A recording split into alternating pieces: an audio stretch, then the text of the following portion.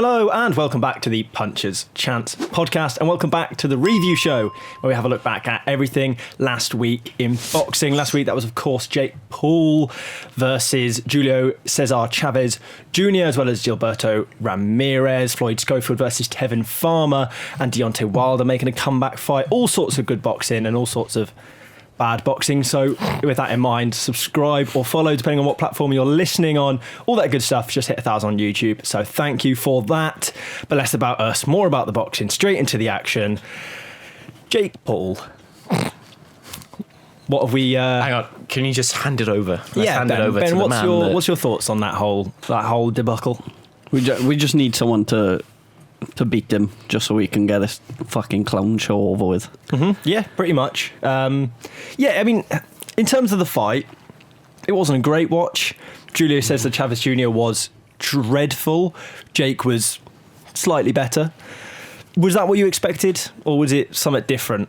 Well, he started boxing 24 minutes into the fight, didn't he? Let's be honest. 8 rounds it took him to actually go, oh, I'm actually behind you. I need to win a couple of rounds. But yeah, really disappointed in Chavez Jr.'s performance. You know, I honestly, part of me thought, what was it, Friday after the weigh-ins, I thought Chavez Jr. could have a chance here. You know, could he be the man that can finally put all this to bed? He wasn't, was he? Dreadful. But yeah, Jake Paul moves on, and I'm like Ben. He said it last week. If Jake Paul wins a world title, that could be the end of boxing. But imagine though. Can you just imagine? Zurdo Ramirez was there on Saturday night, the co-main event. A world champion was co-main event of that fight. Yeah, I mean, we had it before with an undisputed title fight. Katie Taylor, Amanda Serrano, one of the fights of the year, was underneath a sort of clown show in the form of Jake Paul, Mike Tyson, who birthday it is on the day of recording. So happy birthday to you, Big Mike. How old is he? 59. Oh. 59, so yeah, getting on a little bit, maybe slightly past Jake Paul's threshold now. But yeah, it was an odd fight because, in all honesty, I thought Jake could be better than he was. I thought Julio Cesar Chavez was maybe about as bad as I thought he would be. He just kind of, like you said, he wanted to soak up the time and then maybe just dump the energy at the end, see how much he had. And it wasn't enough. But Jake was knackered after 6 or 7 rounds, I thought. Yeah, but like, he's smart at what he does, isn't he? But like, that fight shows if he stepped in with anyone of any note and any skill whatsoever, he's obviously not going to win. Like, he lost to Tommy Fury, who was like bottom of the barrel professional boxers. So he probably beats him now, though. In all honesty, I think he probably does. I wouldn't class that as any sort of achievement. No, yeah, it's not. It's not spectacular, but I don't know. It's a weird one. We almost had a bit of a debate in our WhatsApp group when you put a reply to a TikTok saying he wouldn't win an area title in the UK, and I said, I think he maybe would. And after that performance, I may be less inclined to say he would, but he would. I think you could pick the right opponent that would qualify, that they could. But I think that is his absolute ceiling. Would be, you know, because to qualify for an area title, you need what, like a 6-rounder that you won, or 8-rounder. It doesn't have to be anything spectacular. No, but that is his ceiling. We've been to enough shows now across the country over the last few years, and I honestly think we've watched journeymen that would beat them. Yeah, but we've watched journeymen that beat good prospects. Like, that's the whole point at the minute. They are decent. I think the problem with Jake is it's so difficult because he's been boxing for what? I don't even know how long now. 7-8 years probably, full time, training, acting, living like a professional boxer. And they will, in theory, get a point where he will be half decent. We've seen boxers that have turned over or first started boxing when they're 17, 18 that go on to win world titles. You know, someone like Lawrence Coley started really, really late and then now is, you know, 2-weight world champion. So there is a world where Jake Paul is good, and I'll end it at that, just good at boxing, but it's not now. It's not yet. For me, the concerning bit was when it got to the 8th round, Jake Paul looked knackered, and you're thinking he'll have another 12 minutes if he was going for a world title or like an area title and all that. He needs to.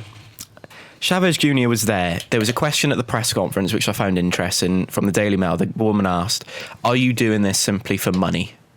And when I was watching that for the first 8 rounds, I was watching, I was thinking, 100% he is. You know, he's not really engaging. Jake Paul's walking through this. But when he got to the 8th round, Chavez Jr. looked across and thought, Jake Paul is flagging you a little bit. You know, his stamina's not there. And you know, for me, he won the last 2 rounds. But we are going to get to a point, as much as we hate it to say it, but we're going to get to a point where Jake Paul will be fighting for a world title. It's inevitable. Do you think 100%? I honestly believe we'll be speaking in a year's time of Jake Paul potentially fighting for a world title, whether that be an interim belt, whether that be a WBA regular belt or something like that. He will have a world title in some form this time next year, I reckon. That's a And travesty, it pains me to say it.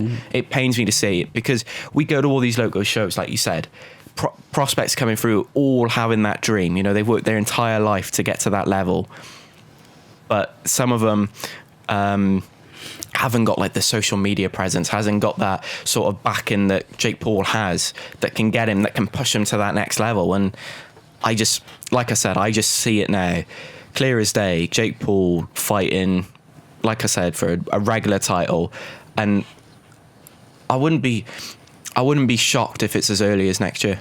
Yeah. The argument there, though, is these fighters coming through now, they know what type of world they're living in, and if people don't care about you, they're not going to pay to come and watch you, and why should people invest in you? I do, yeah. I was gonna, on that, like, I don't have a problem with Jake Paul because he's got a big social media following. He's fucking brilliant at what he does. Exactly. It's just, I don't like the fact that someone who realistically isn't at a world level is getting pushed. Like, there's plenty of other world level fighters who have got not the same amount of social media following of him, but are way more skilled than him and deserve that platform, and are not going to get it. Well, Vidal Riley's a prime example of that. Yeah, do you know the big problem I have with Jake is it's the falsification of achievement. It's the fact that they dress something, the aim to dress something up as something it isn't. You know, yes, you beat a former world champion in Julio Cesar Chavez Jr, and that's where that narrative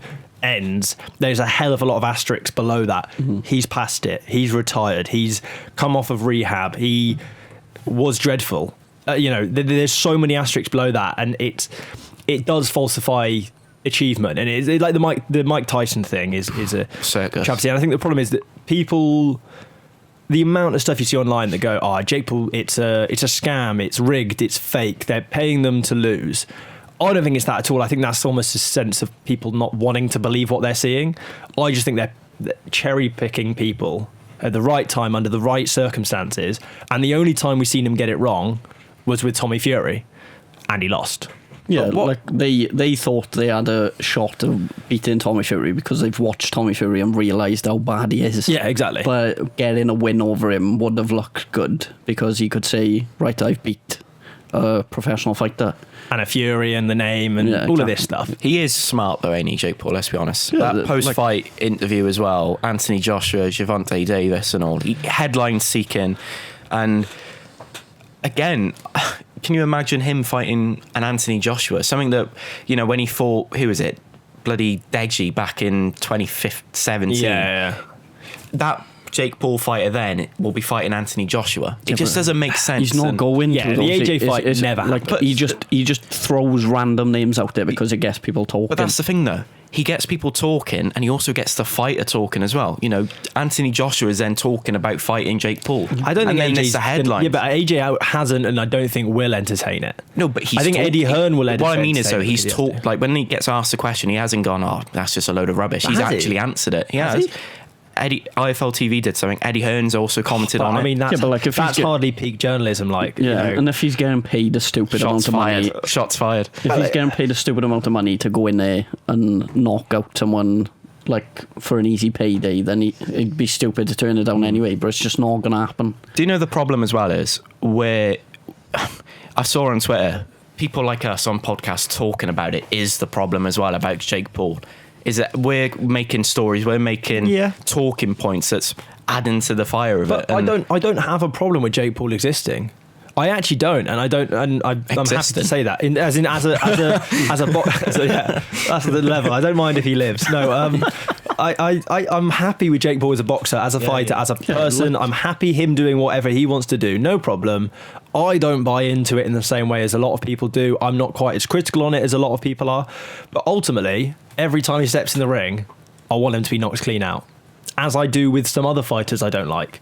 You have respect for him for the fact that he's put in the dedication and training to get himself even to the point he is now. He's a half decent boxer. And mixed with the fact that he obviously knows what he's doing when it comes to social media and getting people talking about him. That's why all these people are surrounding himself with him, because they know they're going to make money off the back of him. And he makes so much money and brings in so much interest that it is stupid for people not to get involved and not talk about it, because at the end of the day, if you're not involved in it, you're missing out on the profits, basically. Yeah. The one thing I want to say, though, absolute travesty, that card was a pay-per-view. I went to go watch it on DAZN to catch up, and I was like, hang about, what? It was like, oh, you have to log into the website to watch. I was like, what do you mean you have to?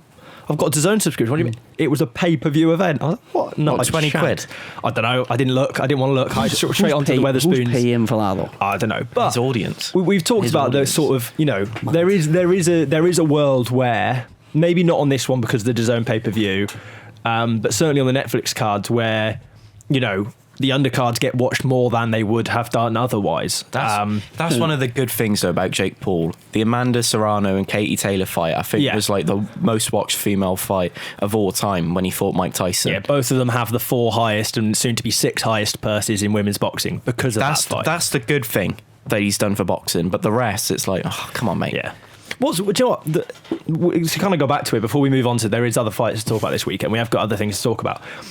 His performance was pretty poor. Yeah. I don't think, like, I've seen performances of his in the past where either he gets a stoppage early and you don't really get to see much, or the Tommy Fury one where he lost and neither of them were particularly impressive. But this one, I think it was style-wise, because Chavez Jr. was on the back foot. He just couldn't do anything of note, really. He had a good jab on him, I'll give him that. That jab, he pumped it out all night pretty well, pretty straight, beat Chavez to the jab every time, but the right hand looked woeful. He was reaching, he was falling over his front foot, he was lifting his back foot up, losing all the power.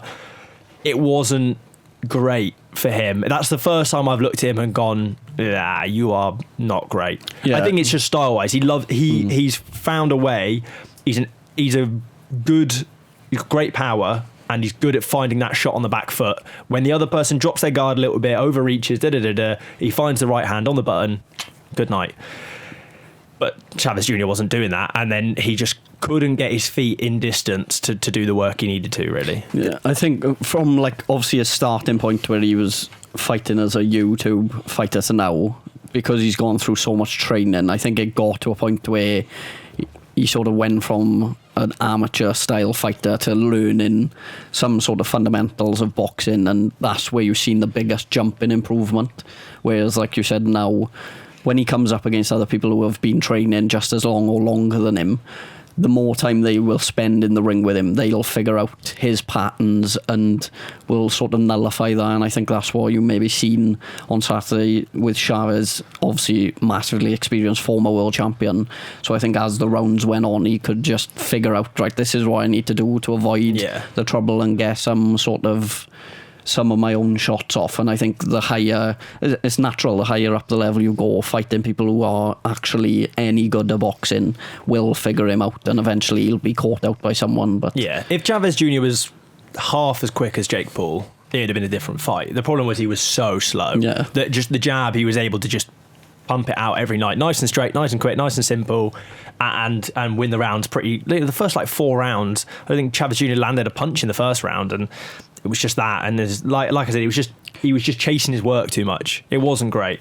Has Jake Paul knocked out a professional boxer or stopped a professional boxer in all the boxers he's fought? MMA fighters. Yeah, what's his name? Andre August, the Texan cruiserweight guy, and he's the closest to. Yeah, but okay, but he's a professional boxer. What I mean is, like, say he's not. Name, like when he's made, like, against Tommy Fury, he knocked him down, yes, but didn't stop him.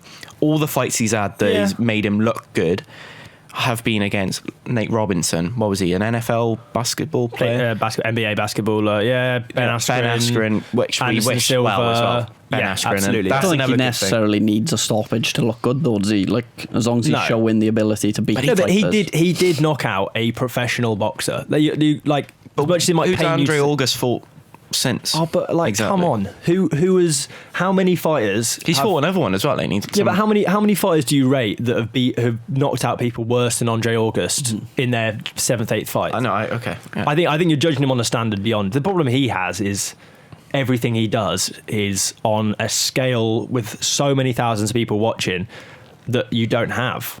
So you almost have to judge him on a different. He's a different thing. He's not a prospect. He's a YouTuber that turned into a boxer that's fighting people for entertainment, and whether those guys are half decent or not is a sort of. But he was Texan cruiserweight champion, I think, that Andre August at one point. So, when we were saying about Ben fighting, good fight. An area title of forms. Zurdo Ramirez versus Dorticos, was it? I think the Cuban defending his WBO and WBA cruiserweight. It was a fairly-ish comfortable win for Ramirez, again, without looking that impressive. I don't think he looked as good as what he did against Chris Smith. He looked a bit more lethargic, a bit slower, a bit heavier looking.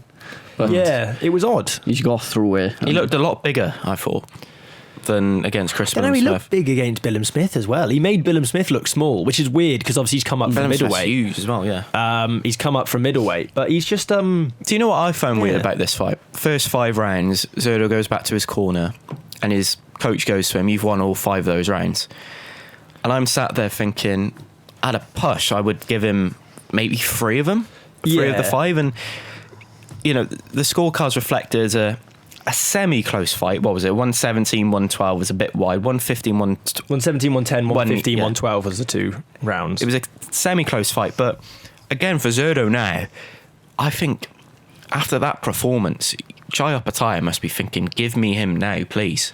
There's areas in his game that Jai Opetaia can attack and can really do some damage in it, and I don't think it was like Ben said, it wasn't the best of performances. I think it works both ways for the two of them, though. Like, I'm sure Ramirez will be looking at Opetaia and thinking, because we've seen Opetaia, as good as he has been, there is certain flaws in his fighting as well. Like when he fought Maris Paredes, the 2 times, both fights looked poor. Yeah, he didn't look. But didn't he have a broken jaw in one of them? In both of them, he broke his jaw. Jesus. But he broke his jaw in the fight because he let Paredes land a shot on him that broke his jaw rather than going into it with a broken jaw. Yeah. I think it's like you say that with Opetaia. I remember I watched the second fight with my girlfriend's dad, and I remember going, this guy, Jai Opetaia, he's the dogs. He just cleans people out.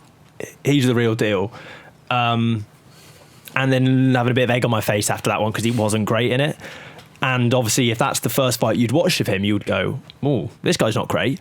If the only 2 fights you'd watched of him was Naika in his last fight, for example, or Ellis Zorro fight, you go, and this guy is just the most scary. And the reality of the matter is somewhere in between the two. And it's the same with Zurdo Ramirez. Between that performance and the Billum Smith performance, there's enough there to suggest that he maybe would be able to cause problems to Opetaia to a point, and vice versa. It's a good fight, basically. It's the best fight they can make in cruiserweight division. Well, I made the point in the last one. I think that's the best undisputed title fight you can make in world boxing right now that's not already been made. I can't think of a better one. What belt does Jai Opetaia hold? The IBF? IBF. And Ring Magazine. And WBC. Ring Magazine. WBC Badu is Jack. Badu Jack. WBO, WBA. Zurdo Ramirez. So if they can get one of them to get hold of the WBC, do it for the undisputed title, that would be the best undisputed title fight in world boxing that's not already been made. Okay. Because Beterbiev Bivol, we've seen Usyk, Dubois, Usyk Fury, etc. We've seen.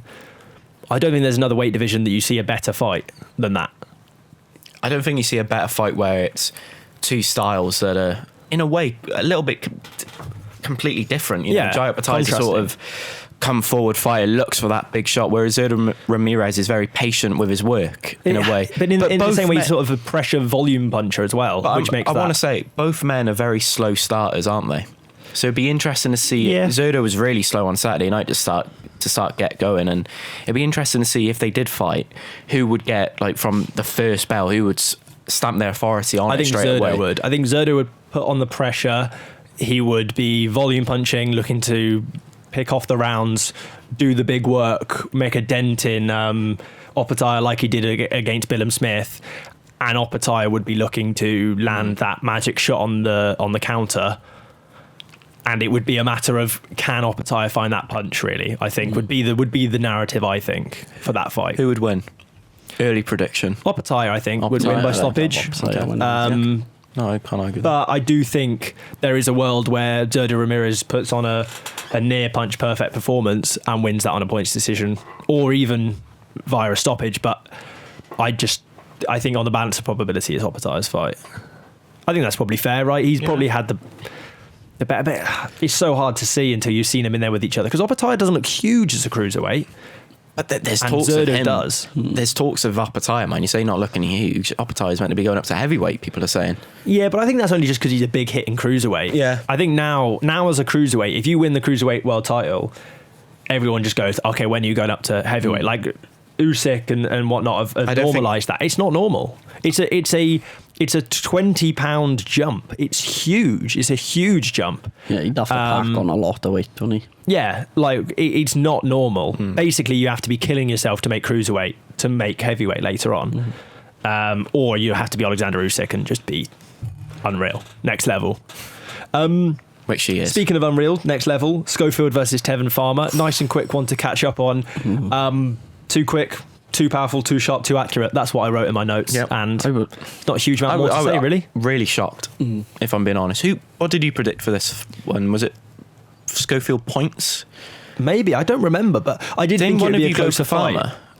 I wouldn't have done. I don't think. No, I think we both went Schofield. It's weird because Schofield obviously was meant to have that Shakur Stevenson fight that fell off, or he didn't get in the end, and then he goes into this one, Tevin Farmer, off the back of two top performances against Opetaia, who's now fighting Shakur Stevenson. So this is like a real litmus test for him, and he just caught him with that one good shot, and it was like, okay, that's the night over, really. Yeah, I thought it was really uncharacteristic of Farmer, considering he spent 22 rounds with Opetaia, someone you know is going to constantly throw you, and he was so disciplined, and like you said, they were two very close fights, and then he just comes into this one and he got caught flushed with a big first shot that knocked him down, and I don't think he was ever going to recover from it. His legs were gone after that first one, got knocked down again, but that's some statement from Schofield to beat a man in the first round who's just taken Opetaia, who's fighting Shakur Stevenson next. Like, that sets him up very nicely for some big fights. You say uncharacteristic. I think slightly, but equally, Opetaia caught Farmer with a lot of good shots. Zepaida's problem is he doesn't have one shot power. He breaks you down, slows you down, and then stops you by volume. But Farmer was too tough for that, really. This one, he just got caught with one really good shot. Floyd Schofield has that one shot power, which Opetaia doesn't have. I don't think he doesn't stop people in one shot, really, does he? Yeah, that was probably the difference. I just thought with the experience as well, I thought, like you said, even he would have known, right, he's going to be a bit of a bigger hitter. I need to be wary from minute one. But yeah, it was a really tidy shot, set it up very nicely, just a straight right hand right through him, and yeah, sets him up nicely now. He gives me the vibe, Schofield, very similar to like Devin Haney and his father, because Schofield and his father just come across the same way. Oh, I think they're brilliant characters. One, his dad in the last fight, when he was meant to be fighting Shakur Stevenson throughout the entire build-up, we're not going to talk smack and all that. But sometimes I feel like the fathers do a bit too much talking, just let them be the... Just looking back at Schofield's record, it's really odd. He basically exclusively gets early stoppages or points decision wins. It's like one or the other. His last fight is his first round knockout, unanimous decision after 12, a disqualification for a low blow, and then it's first round knockout, 10-round decision, second round knockout, 10-round decision, first round knockout. Everything is just a first or second round knockout, or it goes to distance for the decision. I think it was very odd. Nice as well that he did get the win in the manner he did after obviously what happened in February, because I still don't think anything's come out really as to say why he dropped out of that fight, apart from just being in hospital with some illness or something. There was all sorts of weird, but there was so many rumours around that he's backed out the fight, he's chickened out, and I there felt was like poisoning allegations towards Stevenson at one point. Dad say stuff like that. I could it be was all really very wrong odd there, but I feel like throughout the entire week, Floyd Schofield was probably thinking, I've got a point to prove here to the boxing world. And,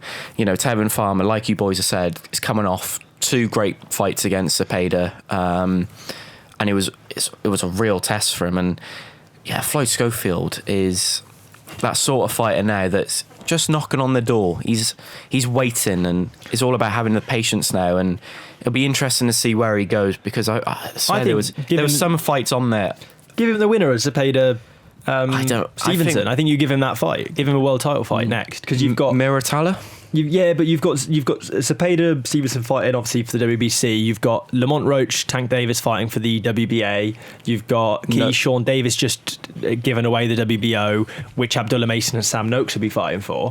And when you're talking the top, other than Muratalla, you're looking at it's the winner of, and I just think with the fact that he was going to be fighting Shakur Stevenson before anyway, it's the logical fight to make. It's the logical fight to make. But especially after that performance, man, can you imagine Schofield thinking if Zepeda beats Shakur Stevenson, how much confidence he would take into that fight? You know, you couldn't stop this Tevin Farmer until the rematch. You know, incredible. Because is Muratalla the champion? Because he was the interim, wasn't he? But is that now he's taken? Was it Lomachenko's retired belt? Was it? I believe. Yes, yeah. So yeah, when Lomachenko retired, so yeah, you could do it. It's one of those two. It's a world title fight, isn't it? He deserves it after obviously what happened in February. Yeah, interesting. And it was a decent way to open up their card, but like you said, you're turning on the zone and you got to pay for it. Like what the hell? Chance. 20 quid. You're having a laugh. Yeah, elsewhere on the card, the only other fight I picked up on was that Joshua Edwards I mentioned in our last podcast, former Olympian, heavyweight American, which is why you pay a bit of attention to him. Strange style, not what I was expecting necessarily from him in terms of moved very well, good speed of punches, good speed of feet and movement, landed a one shot that he needed, but just, I don't know, style-wise, not what you'd expect maybe from an Olympian. No. Sort of like that. It's just a bit loose, like not in a bad way. It's just odd. But I mean, he got the knockout in the first round, so does it matter? Get excited. The only other I caught on like some of the highlights. I like the Raul Curiel, another Mexican fighter. That impressed. He's a welterweight, but I thought he looked quite good. He got a 4th round stoppage in his fight for one of the North American belts, but I think he could be one to keep an eye on. He's ranked number 9 in the world now as well, a welterweight. I thought he looked really good. Yeah, fair enough. Someone who maybe didn't look quite so good. I'm not going to talk too much about his performance because it was a bit rubbish. Deontay Wilder. Bomb squad. After that one, do we still want to see the AJ fight? Or from our British point of view, are we thinking, well, at least AJ's probably going to win it? That's a bonus. That's exactly how I'm looking at it. You know, AJ's, no disrespect, obviously, but AJ easily wins that, even though he's coming off a loss to Daniel Dubois. Deontay Wilder didn't look special one bit. He had the perfect opponent, let's say, on Saturday night to start. You know, he got the stoppage win, but he didn't do it in emphatic style, which you normally expect from Wilder when he fights someone of that sort of level of an opponent that he had. But yeah, I don't know with Wilder. He seems to have. He hasn't got that power that he sort of had. It's so odd. They've just taken away what made him good. It's like having a Ferrari and sticking a Peugeot 107 engine in it. Like, he's lost the thing that makes it worth doing. He just doesn't want to let that right hand go, does he? And when he does, it's just slappy and weak, and it's just like you can see it coming as well, so you can move out of the way. And let's not forget, in a couple of the fights in the past, he was 215. This fight, 225. So he's put on weight a little bit, and for me, I look at it in a way now, 2 ways. Wilder can take on Anthony Joshua, have that last big mega money fight, or he can just walk away from the sport, because I'm not being funny, he's earned a bloody fortune from it. You know, does he need to continue to fight? Does he need that AJ fight at Wembley and get stopped? Which will happen. I'd be shocked if he can get at Wembley at this point, but I don't think it fills Wembley Stadium. You don't think so? Probably Wembley Arena. It's not filling Wembley Stadium. Do you know what's weird is? I was bloody 8 years old when they should have been fighting. He was a teenager still. I was going to say, that is mental. You were 8. That's sickening. I just wish that it's the perfect fight for Joshua to come back and get the win and you can easily Joshua sell it, Mike, can't you? It screams Riyadh season. In that little arena, that could headline a Riyadh season card. Yeah, because it's two big names. Not nowhere near Wembley Stadium. Obviously, as we know, Turkey loves a heavyweight. No, it's just not. It's not what it once was. It never will be. But I still probably fancy seeing it. I think just about. I I wouldn't lie and say I wouldn't sit down and watch it, but it is way later than when we should have had it. But I think it's perfect for Joshua. He'd be looking at that. He must have been phoning Eddie Hearn up the next day saying, let's get this sorted because I'm going to absolutely flatten him. Yeah, and I think he would.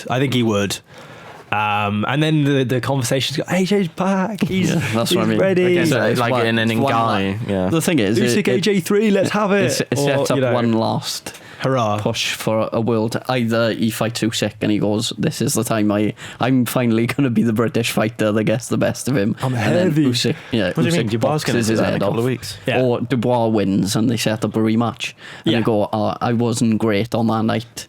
Obviously, they had I seen Ben Davidson was on TalkSport the other day saying that the whole preparation and stuff was rushed for, not that they were, at least they said they weren't making excuses for it. I like when they say that, though, and then they tell them the excuse. There is no excuse for this is why we lost. A heavyweight world title fight that you are not prepared. No. I don't care if you have 3 days, 3 weeks, or 3 months. You do everything right. It's what you do. It's what you're paid to do. It's what you're being paid to do. He's been in enough of those fights to know what's going on, hasn't he? But that is not an excuse. But they can. I kind of want to live in a world where we're getting a Dubois Joshua rematch where Dubois just sat there with all the belts in front of him. That would be mental. Can you imagine that press conference?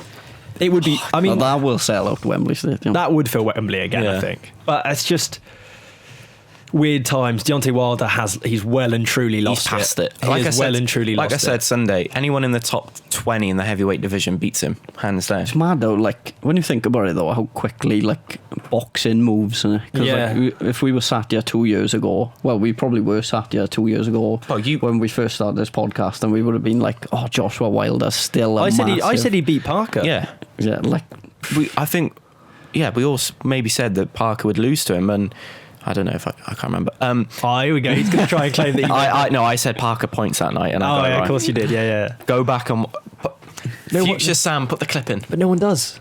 No one goes. There's no evidence. It doesn't exist. I'll show you after. But no, what I mean is, we were all there prior to that fight week saying, Wilder, what are they doing? Fair play to Joseph Parker fighting Deontay Wilder, and then after that fight, you're like, oh, okay, Deontay Wilder's on the downward spiral now, and. And Zhilei Zhang had him doing ballet, spinning around. That Zhang fight should have been the end. That should have been the point where if Zhilei Zhang's beating you in the last 3 years, a top 10 pound for pound heavyweight beating you is fair enough. That's mental, by the way. The problem with Deontay Wilder problem was he was always a great one-handed fighter. He had that big right hand, and if he caught you with it, game over, night, goodbye, have fun, nice seeing you. Now he's a zero-hand fighter. He doesn't even have the right hand anymore. Like, was he a headbutt you? Does he get his full undisputed out and just nut you? He's got nothing left. It says a lot now as well that Dave Allen is in conversation to fight him as well. Mental which is fight, crazy. You also look at his record of wins.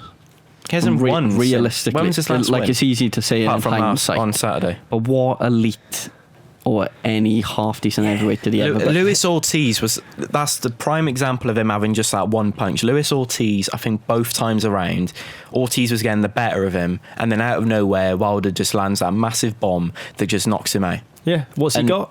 Just one. Oh, he's got punches. Yeah, there we go. We had to set it up. No, there is also a world that you've got to remember where Deontay Wilder turned Tyson Fury's lights out.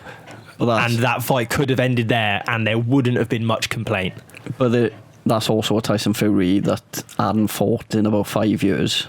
Come off multiple benders. Yeah, but it's also 3 wins that people sort of marked up at the time as Tyson Fury's sort of crowning achievement, bar Klitschko. And it's like, well, you can't have both sides of the coin. You can't say it was a poor Fury and also a great win for Fury. It's like you kind of have to have one or the other. When was his last win before Saturday night? What, Wilder? Yeah. Was it Robert Helenius? Yeah. It's not great. Elsewhere in the world of boxing, Christian Mbilli. Yes, really nice knockout. Again, talking one-shot power. That's it. That's what he's done. He's the WBC interim, which, you know, you can imagine he could hold for about 4 or 5 years. Canelo could retire, come back out, come back in, go back out, and still Mbilli would be the world title. Go on, give us a little line about their silly hats, Ben. I love it when you talk about the WBC hats. They do. I've never seen something like. What do they do with the hat? Just fucking sling it straight in the air. What's the what's What do they do with the? Yeah, the t-shirts. Yeah. But like they It's are. not like you they buying a love it. Shameless t-shirt as well, is it? I got this for free actually. Thanks to my mate too. Yeah, I'm sure that's what all the WBC champions say with their many millions in the bank. Did they still give out a medal as well? The WBC. Or was that to people I'm who not take surprised. I can't remember. Don't know. I think. I can't. They think. are good at it though. As soon as someone picks up on them belts, Yeah, like, it's just like you're ours now. Yeah, It's like anything though. Any boxing organisation, if there's numerous belts on the line, they want to be the first one. Yeah, it's like. Did you ever used to watch old golf? You'll know this when they used to be able to get the winning ball out of the hole. Oh yeah, when everyone jumped and there, everyone yeah, runs yeah. in. It's just a bunch of people like fucking get the cap on him. Let me just slap that on him. Put that on your right shoulder. No, put that around your waist. Yeah. Whereas the WBC's gone. Smart. We'll just put a hat on. To be you. fair, mind you, like with the WBC, you always know who the WBC champion is, don't you? Really? Yeah. It is the premier title. The problem is they are too focused on commercial and not focused quite enough on the boxing. IBF are the opposite. They don't care quite enough about the commercial and they care too much about the paper champions. And then the WBA are annoying just because they're not on BoxRec and the WBO no one really cares about. So, you know, that's boxing rankings summed up for you there. Christian Mbilli's fight though, going back to his performance. Come on, detour there. Yeah, it's mental how you can talk about one fighter. We do it so. It's easily done though when you talk about one fight and then you talk about Canelo Alvarez and he's got all the belts, blah blah blah. And Mbilli's, for me, the second underneath Canelo, he's the second best now. You know, You got to say when you compare him or Pacheco's performance against Suletsky, and Mbilli stopped him earlier, looked more impressive. But you look at who Pacheco's fighting now. I would Trevor McCumbee. argue the winner of Belanga Shiraz, you'd probably That's back very nice. first as a better fighter than. You're not meant to be doing the future fights though. I think this is promoter Ben's job to do that. I Oh, think come on! I was just getting my practice in. Promoter Sam, I'll pass it over because Promoter Ben's retired, as some would say. But maybe that's one for another podcast. Arsenbek Makhmudov got a first round knockout as well. Scariest man in boxing. Did this little thing he always does. I forgot he was fighting. Yeah, same. I didn't watch the fight, but he got a first round knockout. So well done to him. Scary man. He is a scary man. But you know, Ajit Kabiel, it kind of announced him onto the world stage, didn't it? Kabiel beating Makhmudov and then beating Frank Sanchez. So they're talking about doing a fight night in Germany with Kabiel headlining. Yeah, as well, it's in that. That'd be good. It's been a while since we've had some good boxing in Germany. Well, that's where Fury had to go over there and fight Klitschko, David Hay. I was going to say the last fight I can remember from there was Kabiel Chisora for the European. Was the last fight I remember. That was in Germany. I believe so. That was in Monte Carlo. Was it? I thought it was in Germany for some reason. Been in Monte Carlo. I probably made that. But yeah, then it would have been what? We'll Tyson Fury. It would have been Klitschko. Would have been the last one I can remember. And they do it good over in Germany, don't they? Indoor stadium as well in Frankfurt. Well, you've got all sorts. Frankfurt, Dusseldorf. The Nicola, what was it? Valuev. Hey Valuev. Was that in Russia? Or Yeah, it would have been. That might have been Hamburg that was in. Yeah, Hamburg. Valuev Hay would have been before Fury Klitschko, surely. Valiev. Yeah. You talk about Makhmudov. It was in Monte Carlo. It was in Monte Carlo. You talk about Makhmudov might being a scary man. He Valiev. Jesus Christ, that was like David. Wow. Literally, they promoted that fight with Hay, and it was David against Goliath, or whatever the saying is. It was, yeah. You Incredible. say he knows glove. This boy knows tax havens, is what he knows. It's not about the glove. It's about the tax-free money. Allegedly. To finish it off, can you put allegedly at the end of that statement? If I must, if you're not going to sue me after this. All right, Frank Warren. Crawford versus Canelo. That press conference has finally sort of simmered down. Now we've sort of seen everything that needs to be said and more has been said. We more less equally excited about that fight after all of the shenanigans. I'm very excited for it. I think it could be one. It's hard to you can't really figure out what type of fight it's going to be because it's just one of those where you're not going to know until they share the 12 rounds with each other or however long it lasts, but they've built it up very well. It's got a bit of Eubank Ben about it in the sense of it almost rides entirely on how good Crawford is at super middleweight in the same way it kind of was all about how whether or not Ben could even get close to being a middleweight. That was the kind of narrative. He's looking big, Mike Crawford. There's a lot of people fancy Crawford as well. But then on the other hand, there's a lot of people now saying that Crawford's never beaten a good fighter and he's only beaten bums and da-da-da-da-da. People forget he was probably the underdog going into the Errol Spence Jr. fight. People are like, Errol Spence, he's going to be... Crawford is, I think we said this on the last one, is top 3 best in the world, pound for pound, right now. And if he beats Canelo, number 1, cements himself in that number 1 spot. You can for at least a year or two, you can put some pretty permanent fixtures on that he is top. Do you feel like after this fight, both men will look at it, whoever wins, or if there's a rematch clause in it, is that then potentially the last like handful of fights for these two? Crawford, Canelo 1, and I think Canelo's got 2 left. I think he has this fight and then 2 more. Either Eubank or Shiraz. The thing is, though, he fights twice a year, Canelo. That's the annoying bit about him. You want to see more of him, and I think Crawford hasn't fought since August last year, if I'm right, against Madrimov. I could be wrong, but it would have been. Yeah, I just think if Crawford wins, what a way to go out. Just what a way to end your boxing That's career. A serious mic drop moment. I've just beaten Canelo Alvarez on Netflix in front of God knows how many tens of millions. Yeah. Wow. I'm excited to see what they do with the undercard as well. Yeah, because they've kept that real quiet, haven't they? Well, Turkey's just like, whoever fancies jumping on, give me a bell. Guess about, yeah. Should we put a video out of Ben saying he's like really interested in fighting on the card? You fight anyone. Imagine I made my debut on that undercard. Haven't yet got a gum shield. Might travel. Might travel. Might travel if you pay my expenses. Yeah. It'd be interesting as well to see if Cristiano Ronaldo finds himself ringside for this one. Obviously, Conor McGregor in the States, he doesn't seem to make his trip over that side of the ocean very often. Conor McGregor, can he? Good. Ooh, yeah. Probably not, right? It's gonna be star-studded. I wanna. Well, maybe not at that rate. If it's maybe American people. No, it will be. They're always good, aren't they? They're always good spectacles, if nothing else. It feels like Vegas are trying to fight back a bit as well. It felt like they've lost their shine over the last few years, and we can still put on a show. Like. Yeah, but it seems a bit odd that you're fighting it back with the guy that's taking it from you. Yeah. It's like a bit backwards in that. Yeah, you've got to get him involved, but yeah, I'm looking forward to it. I think it's probably the biggest fight we're going to see all year. Yeah, more than likely now, because Fury's and AJ's not happening this year. Not happening this year, no. Is there anything else to talk about, or have we? Obviously, Haney. I think we'll talk about anything. We have some nice fights coming up that have been announced. We'll talk about that in our preview show later in the week. Obviously, previewing as well. Which one is it? It's Jack Catterall, Harlem Eubanks, Guy Great Nicholson's fight. back, Joe Cordina's back.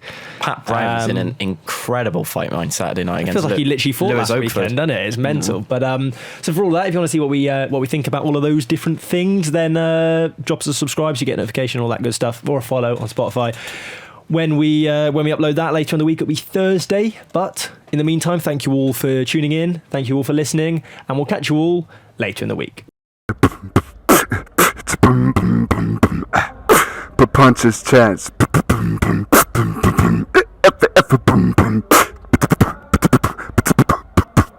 Punches Chance Podcast.